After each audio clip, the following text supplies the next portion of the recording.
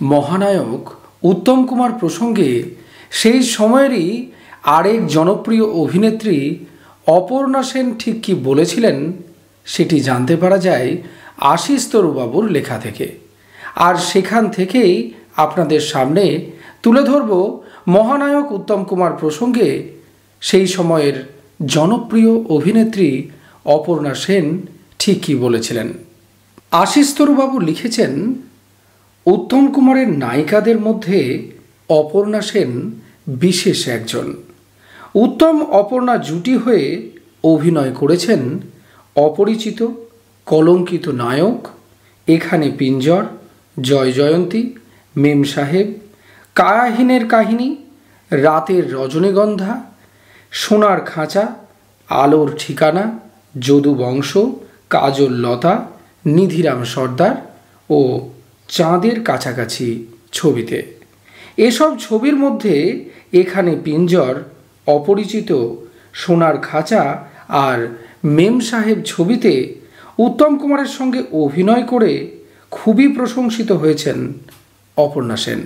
অপরিচিততে রঞ্জনের ভূমিকায় অভিনয় করেছেন উত্তম, সঙ্গে ছিলেন অপর্ণা। ওই ছবির একটা দৃশ্যে আঙুলে চাবির রিং ঘোরানোর কথা ছিল উত্তম কুমারের। একটা কথা শুনে চাবির রিংটা থেমে যাবে, এই থেমে যাওয়ার দৃশ্যটাও অনবদ্য। রাতের রজনীগন্ধায় উত্তম কুমার অভিনয় করেন রোমান হলিডে ছবির নায়ক গ্রেগরি পেকের চরিত্রে। উত্তম কিন্তু ছবিতে ওই বিদেশি নায়কের অনুকরণে অভিনয় করেননি, তিনি তার স্বাতন্ত্র্য বজায় রেখেছিলেন। বিদেশি ছবির ভালো টাচগুলো নিজের মতো করে নিতেন। উত্তম কুমারের অভিনয় প্রসঙ্গে এসব কথা অপর্ণা সেনের। তার মতে উত্তমের সেরা অভিনয় যদুবংশ, তবে শ্রেষ্ঠ ছবি সপ্তপদী। উত্তম কুমারকে কেমন দেখেছিলেন অপর্ণা? অপর্ণা সেন তার উত্তরে বলেছেন, মানুষ হিসেবে ছিলেন খুবই হাসি খুশি, বন্ধুবৎসল, স্নেহশীল, দরদি। কোনো বিপদে পড়লে ওর উপস্থিতি আমাদের সবাইকে নিশ্চিন্ত করে তুলত। একবার দমদম এয়ারপোর্টে আমার গাড়ি আসেনি, উনি আর বেনুদি ছিলেন। ওরা আমাকে বাড়িতে নামিয়ে তবে ফিরলেন। কাজের সময় উত্তম কুমার ছিলেন পুরোপুরি সিরিয়াস। স্টুডিওর সেটে পৌঁছেই অভিনয়ের যথার্থ পরিবেশ গড়ে তুলতেন। কোনো একটা ছবিতে দুজনে কাজ করছি একসঙ্গে। শট নেওয়ার আগে দেখি এক জায়গায় দাঁড়িয়ে উনি একাই বারবার সংলাপ বলে যাচ্ছেন।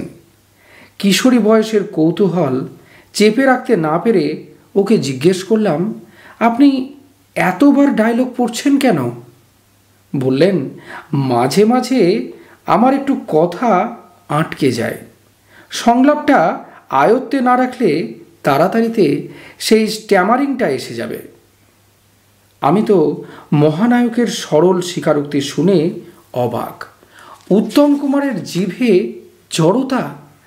ওর কত ছবি তো দেখেছি, কিন্তু ধরতে পারিনি তো। ওর কথা সেদিন আমার মনে খুব দাগ কেটেছিল। ভাবা যায় ছোট এক অভিনেত্রীর কাছে এমন জনপ্রিয় নায়ক তার দুর্বলতার কথা স্বীকার করতে পারেন। উত্তম কুমারের সিনসিয়ারিটি আমাকে মুগ্ধ করেছিল। কি একাগ্রতা আর নিষ্ঠা নিয়েই না উনি সব জড়তা ধীরে ধীরে কাটিয়ে উঠে পৌঁছে গেছেন জনপ্রিয়তার উচ্চ শিখরে। বাংলা ছবির একমাত্র রোম্যান্টিক নায়ক উত্তম কুমার। ওর আগে কেউ ছিলেন না, পরেও নেই। ওর অভাবটা আরও বেশি করে বুঝতে পেরেছি নিজে পরিচালক হয়ে। নতুন ছবির কাস্টিং করতে বসলেই মনে হয় ওই অসাধারণ প্রতিভাবান অভিনেতা আজ আর আমাদের মধ্যে নেই। প্রথম যেদিন বাংলা ছবিতে কাজ করতে এলাম সেদিন উত্তম কুমার নামটার প্রতি আমার কোনো মোহ ছিল না।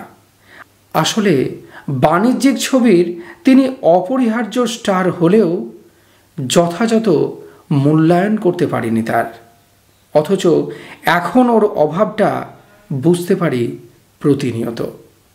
তো বন্ধুরা, এই ছিল মহানায়ক উত্তম কুমার প্রসঙ্গে অপর্ণা সেনের কিছু সুচিন্তিত মতামত। তো বন্ধুরা, আপনাদের এই অজানা তথ্যবহুল ভিডিওটি ঠিক কেমন লাগলো অবশ্যই কমেন্ট বক্সে কমেন্ট করে জানাতে ভুল করবেন না। আর চ্যানেলে নতুন হয়ে থাকলে সাবস্ক্রাইবের পাশাপাশি পাশে থাকা বেল আইকনটিও প্রেস করার জন্য অনুরোধ রইল। নমস্কার।